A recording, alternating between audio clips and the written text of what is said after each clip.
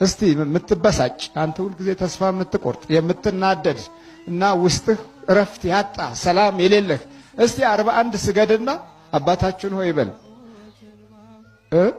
ብር፣ ገንዘብ፣ ጊዜ፣ ዘመን፣ ስልጣን፣ ማዕረግ ከሚሰጠው በላይ የክርስቶስ ደስታ አንተ ውስጥ እፎይ እንድትል ያደርጋል።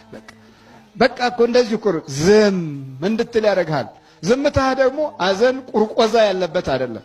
ዝምታህ ውስጥ በኩል ደስ ያለው ነው። ወይን ጠጥቶ በረካ መንፈስ እንደሚራመድ እንደ አንድ ጭንቀትና ችግር እንደሌለበት ሰው አስመስሎ ይቀርጽሃል። ሆነህም ትገኛለህ። ስትሰግድ ነው ታዲያ። ምንም ባይኖርህ ከሰገድክ፣ ከጸለይክ፣ ከተንበረከክ፣ ካመለክ መንፈሳዊ ደስታ በአንተ ህይወት ውስጥ አለ። የዛ ደስታ ምንጭ ከውጭ ደግሞ ወደ ውጭ ሲወጣ በአንተ አካል ውስጥ ሞገስ ሆኖ ስለሚወጣ የምታጣውን ነገር ይሞላልሃል። የጠፋብህን ታገኘዋለህ። የተራብከውን ትጠግባለህ። ያጣኸውን ያሟላልሃል። የሰራኸውን ያበዛልሃል። የነካኸውን ወደ በረከት ይለውጥልሃል። ዲያብሎስ በመጀመሪያ ደረጃ ውስጥህን ያጨልማል። ሁለተኛ ካጨለመ በኋላ ስራውን ይሰራል። ስራውን ከሰራብ በኋላ ፍርድ ይመጣል። ፍርድ ሲመጣ ሁለቱም ሰይጣኑም አንተም አብሮ ይፈረድባቸዋል። እንዲህ ነው። አሁን ፍርዱን ልክ እንደዚህ ነው። ተንኮል ውስጥ ግፍ ውስጥ ስንገባ ግፊት ያደርጋል። መጀመሪያ ይጠጋና በህይወታችን ውስጥ ልዩ ልዩ ልምምዶችን ያከናውናል። ከልምምዶቹ አንዳንዶቹ ከኔ ክፋት አድርጎብሃል ዝም ትለዋለህ ሆይ፣ ከኔ ይጠላሃል፣ ክፉ ነው፣ ምቀኛ ነው ይልሃል። በሌላ ሰው በኩል ይመጣብሃል። ምቀኝነቱን ማየት ስትጀምር በቀላሉ ደግሞ ያው የምቀኝነትን ጠባይ እኛም በጎረቤቶቻችን ክፋት ምክንያት ክፉ እንሆናለን። በዚህ ክፋት ውስጥ መልካም የሆነ የህይወት ብርሃን እናጣለን። ለዚህ ነው ክፉ የሚያደርግ ሁሉ ብርሃንን ይጠላልና ስራውም እንዳይገለጥ ወደ ብርሃን አይመጣም። እውነትን የሚያደርግ ግን ስራው በእግዚአብሔር ተደርጎ እንደሆነ ይገለጥ ዘንድ ወደ ብርሃን ይመጣል። እግዚአብሔር በስውር የሚያይህ ከሆነ በግልጽ ይህንን ጠላትህን እንድትቋቋም የሚያግዝህ ታዲያ የዕለት አምልኮት ሲኖርህ ነው። ጠዋት 21 ማታ 21 ስብሐት ለአብ ስብሐት ለወልድ ስብሐት ለመንፈስ ቅዱስ ሃሌሉያ ለአብ ሃሌሉያ ለወልድ ሃሌሉያ ለመንፈስ ቅዱስ እያልክ ሰግደህ ወይ 27 ሰግደህ ስትወጣ እጅህን ወደ እግዚአብሔር ስለዘረጋህበት እጅህ የነካው ነገር ሁሉ ተባርኮ ይውላል። እየሰማችሁ ነው? ተባርኮ ይውላል። በቃ የምትጽፍም ከሆነ የምትጽፈው መልካም መልካሙን በጎ በጎውን ለአንተ የሚሆነውን ነው። እንዲህ ያላመለክበት እጅና ያልሰገድክበት ጉልበት ሁል ጊዜ በስውር ለሚያይ ጠላት እጅ ውስጥ ይገባል። ማታም ደግሞ ዝም ብለህ መተኛት አይደለም። በስውር ለሚያይባትህ እንደዚሁ ክብር ምስጋና ይግባ ብለህ ሰግደህ በርከክ ብለህ ጸልየህ ቅዱሳንን አመስግነህ የመላእክት እርዳታን ጠይቀህ በስውር ነው የሚያዩት። አንተ የምታየው ዓለማዊውን ነው። እነሱ የሚያዩት ጥልቁንም ከውስጥም ከላይም ከውጭም ነው። አይናቸው ብርሃናዊ አይን ነው። ኤክስሬ እንኳ አለን አይደል? እንደኛ በአቅማችን ይሄው ኤክስሬ አለ አይደል? ስትፈልግ ኩላሊት ስትፈልግ ሳምባህን የሚያያል አይደል? ይሄኛው ይሄ በሰውኛው ነው። ግን ነፍስህን አያይም እሱ፣ ወይም ሰይጣንን አያይም። ሚሊዮን ሰይጣን እያለ ኤክስሬ ውስጥ ብትገባ ሚሊዮን ሰይጣን አይታይም። የሚታየው ያንተ ስጋ ነው። ይሄ ስጋው ብቻ ነው።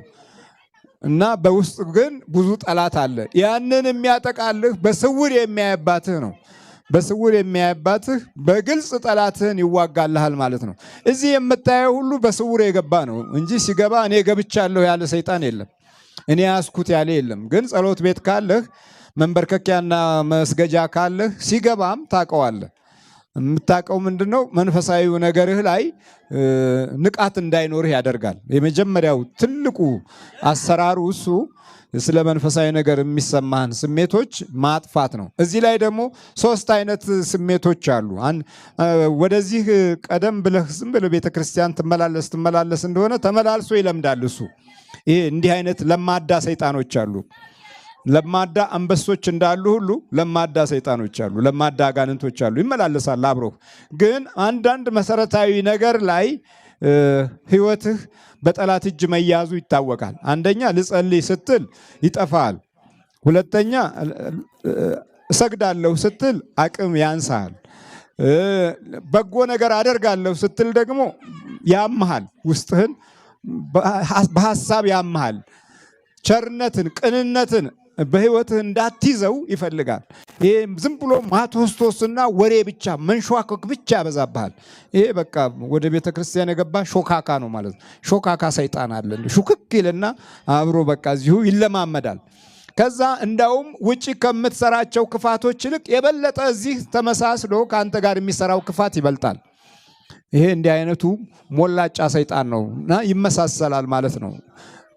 ለዛ መመሳሰል ዋናው ትልቁ ነገር አለማምለክና ቅንነት አለመኖር ነው። የተፈጥሮ ቅንነት ማጣት የበለጠ ይህንን ሰይጣን ያሻሽለዋል። ይሄኛው አይነት ሰይጣኖች ቶሎ አይወጡም፣ ቶሎ አይያዙም። ምክንያቱም እናቃለን የሚል ባህሪያትም አላቸው። እውቀት አለን፣ በደንብ ወንጌል ተምረናል ወይም ደግሞ ማስተማር እንችላለን የሚልም ባህሪ አለው። እንዲህ አይነቱ መንፈስ ቶሎ መቆጣጠር አደገኛ ነው፣ በጣም ያስቸግራል። ሌላው ምንም ስለ መናፍስት ጉዳት ሳታቅ ወደዚህ ስትመጣ በቅጽበት የመነቃነቅ ችሎታ አለው። ቶሎ ይያዝልሃል። ለምን? ማምለክ ጀምረሃል፣ መስገድ ጀምረሃል፣ በመቁጠሪያ መግረፍ ጀምረሃል። ራስህን ለእግዚአብሔር አሳልፎ የመስጠት ኃይልና መንፈሳዊ ልምምድ እያደረክ ነው። እንዲህ ከሆነ ደግሞ ቶሎ ይያዛል። ቶሎ ለመያዙ ዋናው ምክንያት በእምነታዊ ኃይል በኩል እግዚአብሔርን እየፈራህ እየመጣህ ነው ያለው። ይህን ለመቆጣጠር ብዙ አያስቸግርም። ደግነትንም ቅንነትንም የበረከት ስራዎችንም ለመስራት ውስጥ ቶሎ ስለሚዘጋጅ የዚህ ጊዜ ምሕረቱ ፈጠን ይላል። የእግዚአብሔር ቸርነትም እግረ መንገዱን እየተገለጠ መንፈሳዊ ጥበቃውን ካንተ ጋር ያደርግ። ሰይጣን አቅም የለውም ትላለህ። 5 ደቂቃ ለመንበርከክ አንተ አቅም የለህም። ከዛ የበለጠ አቅም አለ እንዴ? አለ እንዴ? እንደከለከለህ አታውቅም። 5 ደቂቃ 10 ደቂቃ ተኩል ሰዓት ለመንበርከክና የአምልኮት ስግደት ለመፈጸም አቅም የለህም አንተ። ግን ሰይጣን አቅም የለውም ትላለህ። እንዴት አይነት ጉረኞች ነን መሰላችሁ? እሱ ዘር ሆኖ ለዘመናት ከህይወታችን ጋር ሆኖ እንደውም ራሳችን ላይ ሆኖ ያወግዛል። በቃ ራሱ እኩል እናወግዛለን። በዚህ በማውገዝ ውስጥ ራሱ ተጨማሪ ውግዘት ይሰጣል። ሰይጣን የታባቱ አንተ ጋር እኮ አይደርስም ይላል። ግን እየሰራና እየመራህ ነው ያለው። እኛ ከአቅማችን በላይ የመንፈሳዊ ህይወት ጎዳና ላይ የምንኖርበትን አካሄድ በአመፃ ምክንያት። እንደምን ሰነበታችሁ? በኢትዮጵያ ውስጥ በአሁኑ ሰዓት እጅግ በጣም ብዙ ተከታይ ያላቸው በስመ ክርስትና የሚንቀሳቀሱ አካላት አሉ። ዋናው ዓላማቸው አንድ ገጽ የሆነ የሰባሌዎስን ትምህርት ማስፋፋት ነው። ከምታስቡት በላይ በሚሊዮን የሚቆጠር ተከታይ ያላቸው። እንዴት በዚያች ሀገር ውስጥ ይሄንን ያህል ተከታይ ሊያፈሩ ቻሉ? ሥላሴን የካደ እንቅስቃሴ እንዴት እንደዚህ መሰረት ሊይዝ ቻለ ካልን ብዙዎች መጽሐፍ ቅዱስን እናስተምራለን የሚሉ ሰዎች ስለ ሥላሴ ወይንም ደግሞ ስለ ሚስጥረ ሥላሴ ያላቸው ትምህርት የተሳሳተ መሆኑ ነው። ሚስጥረ ሥላሴ የሆኑ ሰዎች ስራ ፈተው የቀመሩት ቀመር አይደለም። የመዳናችን ምስጢር የተገለጠበት የመጽሐፍ ቅዱስ እውነት ነው። ኦርቶዶክሳዊት ተዋሕዶ ቤተክርስቲያን ይሄንን የመዳናችንን ምስጢር እንዴት ፖኤቲክ በሆነ ማለት ቅኔያዊ በሆነ ውበት እንደገለጠችው እስቲ አንዲት ከብዙዎቹ ውቅያኖስ ከሆኑት መካከል አንዱን ላሳያችሁና በዚያ ውስጥ ያለውን ለጥቂት ደቂቃ ላመልክታችሁ። ሰላም ለአብ ዘምቅድመ ዓለም ነጋሲ፣ ከዓለም አስቀድሞ በንጉስነቱ በጌትነቱ ለኖረ ለአብ ሰላምታ ይገባል። ለወልድ ሰላም ስጋ ማርያም ለባሲ፣ የማርያምን ስጋ ለለበሰ ለወልድ ሰላምታ ይገባል። ወለመንፈስ ቅዱስ ሰላም ኃጢአት ዓለም ደምሳሲ፣ የዓለምን ኃጢአት ለደመሰሰ ለመንፈስ ቅዱስ ሰላምታ ይገባል።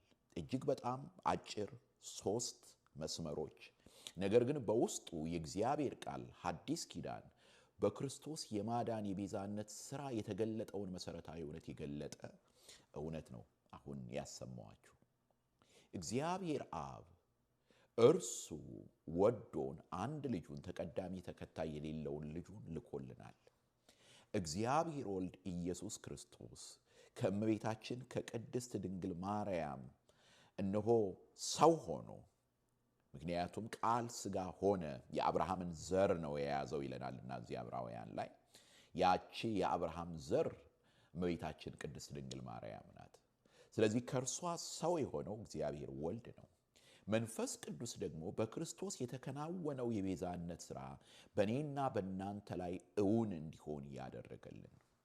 በነገራችን ላይ መጽሐፍ ቅዱስ ኦንሊ ጂሰስ የሚል እውነት የለውም። የአብን የወልድን የመንፈስ ቅዱስን አስደናቂ የሆነ የማዳን ሥራ ነው የሚናገረው። አንደኛ ጴጥሮስ ምዕራፍ 1 ቁጥር 1 ላይ ተመልከቱት። እግዚአብሔር አብ አስቀድሞ ያወቃቸውን በክርስቶስ ደም የተቤዡትን እንደገና ደግሞ በመንፈስ ቅዱስ የተቀደሱትን ይናገራል። ዮሐንስ ለዚህ ነው በክርስቶስ ላለ ሰው አብና ወልድ አሉት የሚለን። በኢትዮጵያ ውስጥ በአሁኑ ሰዓት በሚሊዮኖች የሚቆጠሩ ተከታዮች ያሏቸው ሰባሌዎሳውያን ናቸው ብዙዎቹ። በገሃድ የሥላሴን ሥራ የሚክዱ ናቸው ያሉት። ለምንድን ነው ይህን ያህል ተከታይ ያገኙት ካልን፣ ምክንያቱም በብዙ ሰው አእምሮ ውስጥ እውነተኛ ክርስቲያኖች ነን ብለው የሚናገሩ ሰዎች በአላዋቂነት የዘሩት ዘር አለ። የሥላሴን ምስጢር ማወቅ ከመዳንህ ጋር የሚገናኝ አይደለም ብለው ስለሚናገሩ ነው። እግዚአብሔር አንድያ ልጁን እንደላከልን ካላመንን የዘላለም ሕይወትን ልናገኝ አንችልም። ለዚህ ነው ቃሌን የሚሰማ የላከኝንም የሚያምን ምስጢረ ሥላሴ እዚያ ውስጥ ነው ያለው። ስለዚህ ወደፊት አንድ ሰው መጥቶ ለእናንተ በሥላሴ ማመን አይገባህም ቢላችሁ ንገሩት። በሥላሴማ ካላመንኩኝ ሕይወቴን አጣለሁ። የሥላሴን ምስጢር መርምሬ አልዘልቀውም፣ በእምነት እቀበላለሁ። ነገር ግን ሥላሴን ማመን ግን የሕይወቴ ምስጢር ነው በሉት። አሁንም ስሉስ ቅዱስ በእምነት ያጽኑን። አሜን።